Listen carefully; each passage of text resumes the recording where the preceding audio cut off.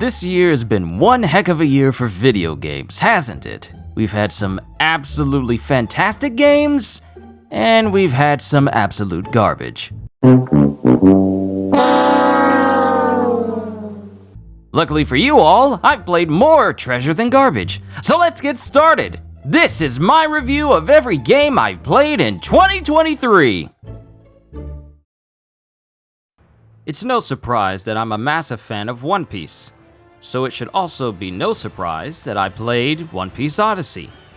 While I enjoyed the characters, dialogue, and even the world itself, I was left unimpressed by the game's combat mechanics and lack of basic elements you'd find in an RPG.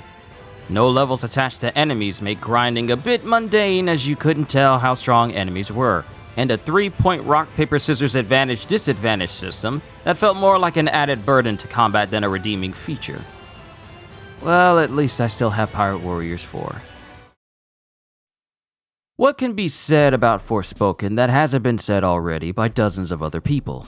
The story isn't all that great, the dialogue is passable at best, and in the end you're left with a failed, flashy attempt published from Square Enix that winded up being the last game that company Luminous Productions ever made.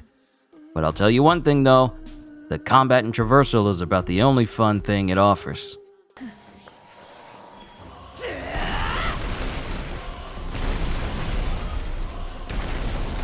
Okay.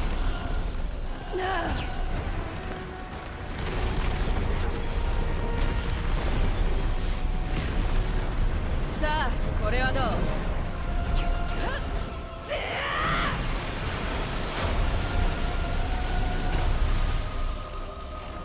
よくやったじゃないか。さてどうしようかな。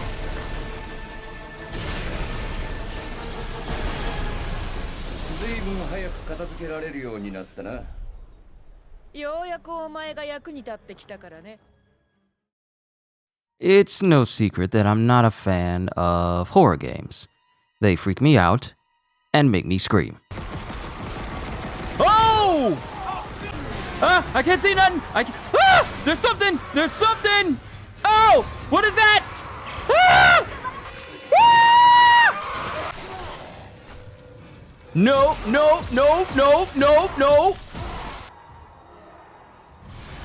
Ah! Huh? Huh? Huh? Huh? Huh? Excuse me? He went up in the vents. He went up in the vents. No! No! He went up in the vents. Ah! Ah! I can just speed run it. Ah! Yet I keep playing some of them because of my desire to play interesting games. Dead Space accomplishes the goal of not only accurately recreating a classic, but improving on every aspect of its mechanics in one big, enjoyable, horror-filled package. Necromorphs? Terrifying. Weapons? Satisfying. Atmosphere? Unsettling. Dead Space is a masterclass on how to do a remake right. And it's one of 2 games on this list that shares such an accomplishment. The Wizarding World of Harry Potter.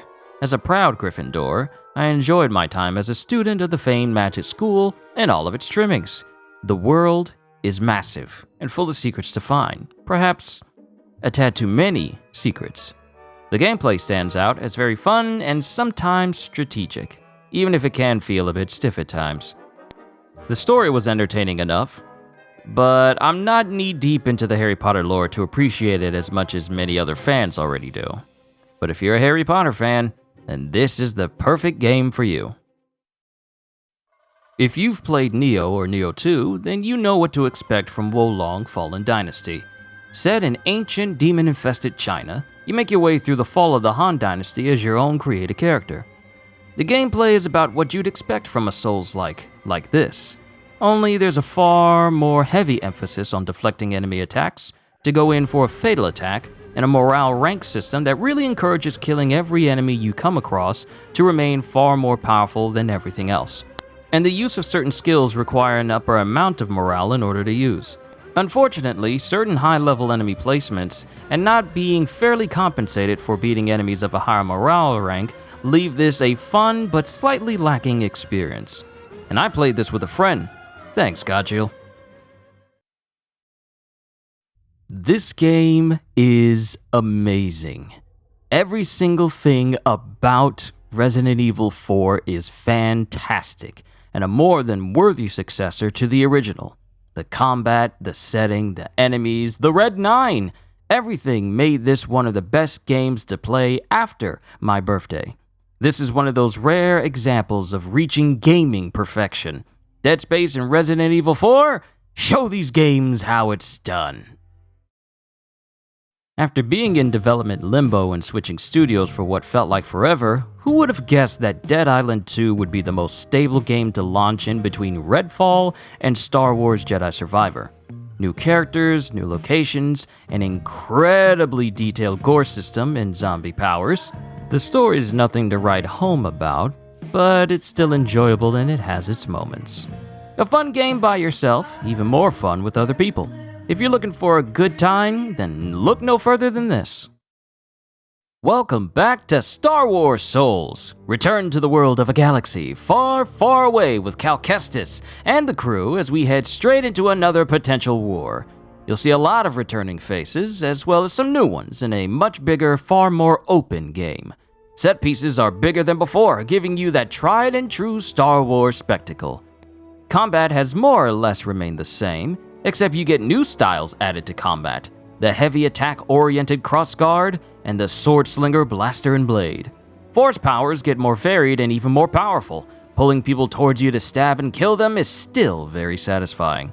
And there's dismemberment, as the good Lord intended.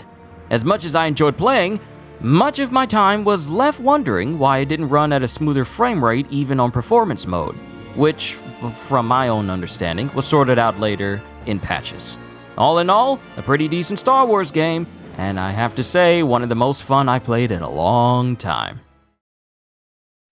Tears of the Kingdom is another example of lightning striking twice.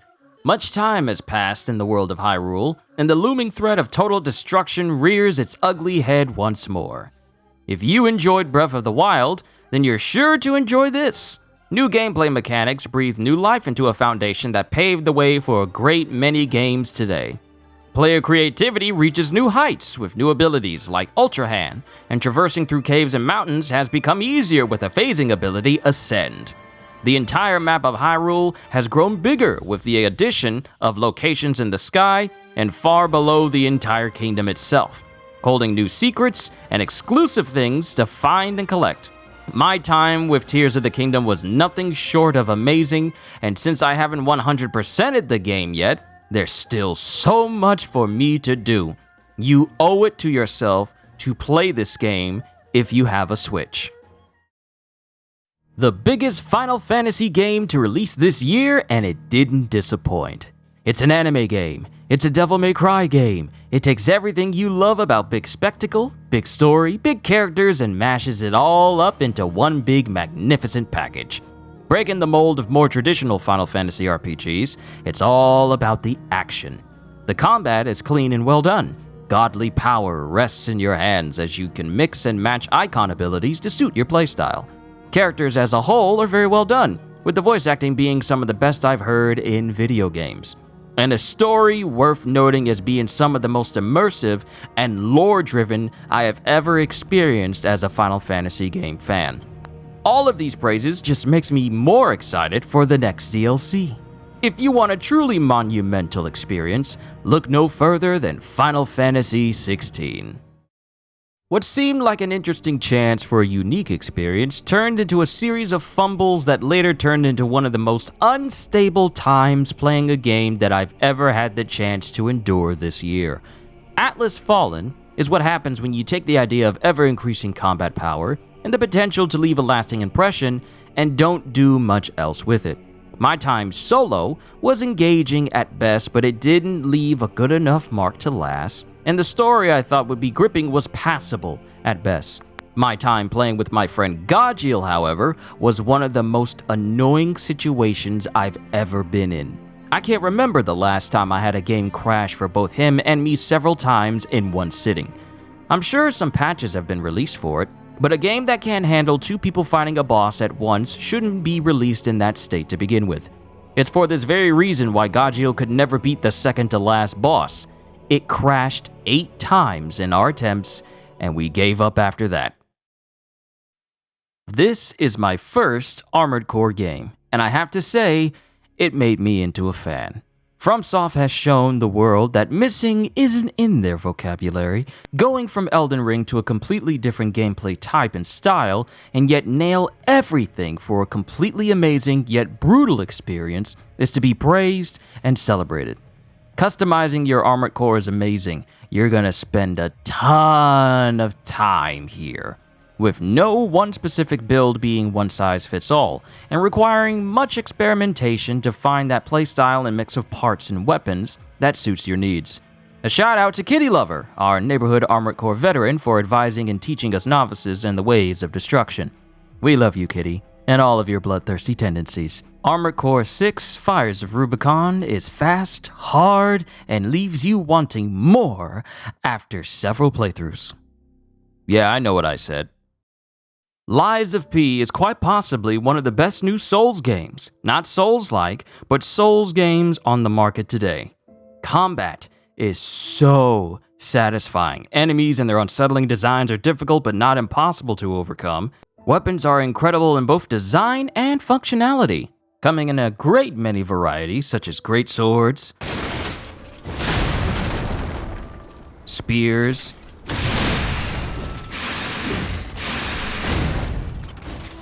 classic katanas,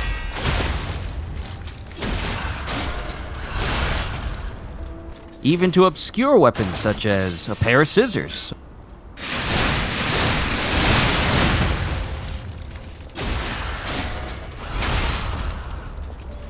Or even an umbrella.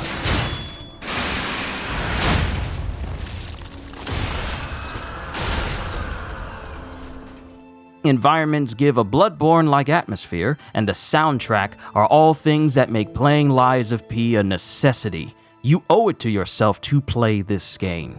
And the DLC they're working on just makes an already amazing game even that much more fun to indulge in.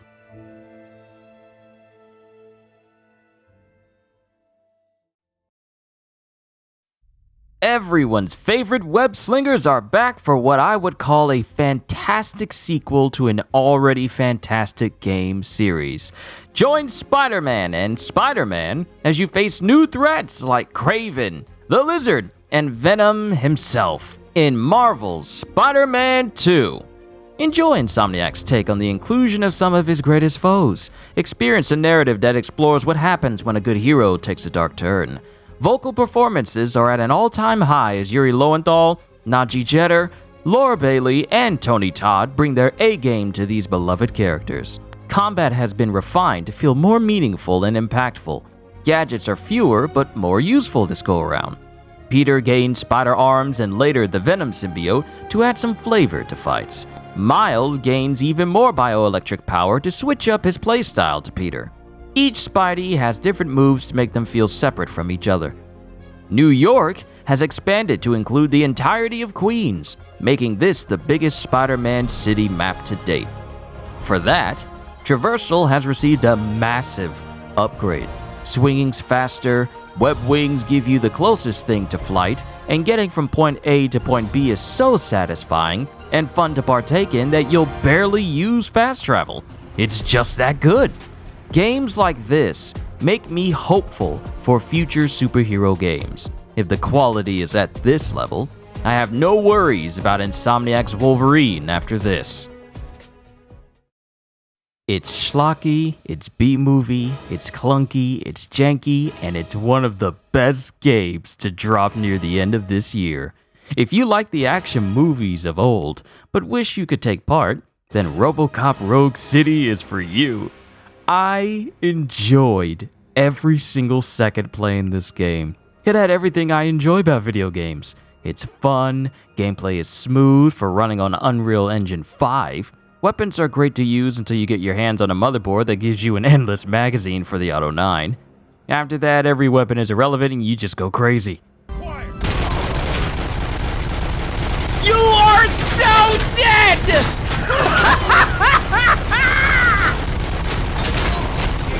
Fear the power of RoboCop!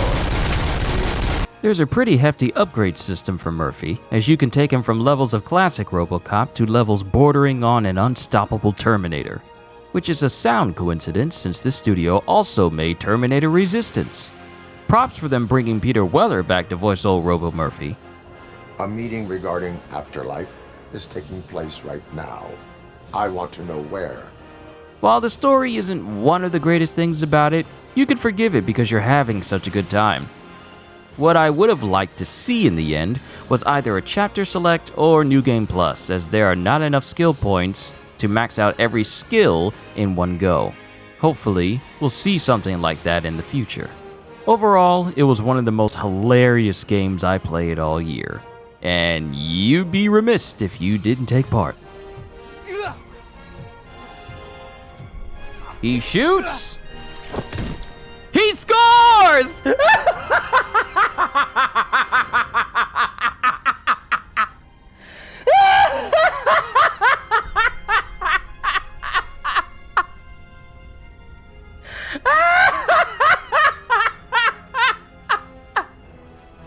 What?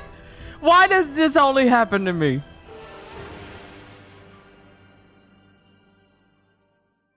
And there you have it, everybody. My own little review of every new game I played in the year 2023. 2024, however, seems like it's going to be a lot more fun because we already have so many things releasing in just the first few months alone.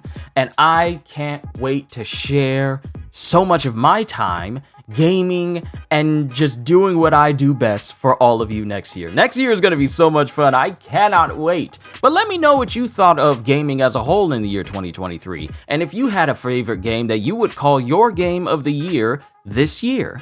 All I can say to everyone else after that is, hope you all enjoyed. Can't wait to see you all in my next video. Like, comment, subscribe, even become a member because I am always looking forward to entertaining you. So have a fantastic day. And once again, as always, later peoples!